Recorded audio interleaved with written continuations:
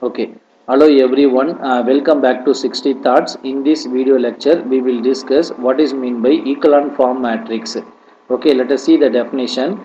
A matrix is said to be in echelon form matrix if it satisfies there are three conditions.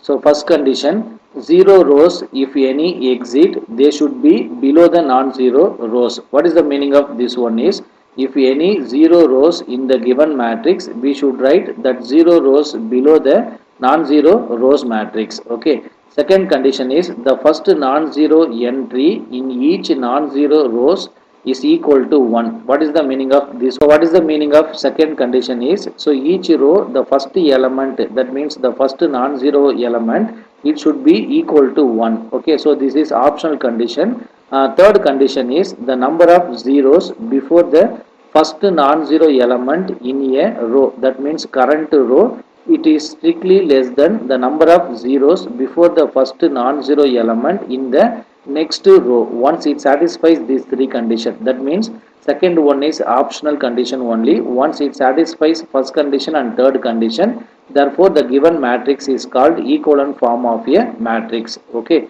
so I hope you are enjoying the session. Thank you.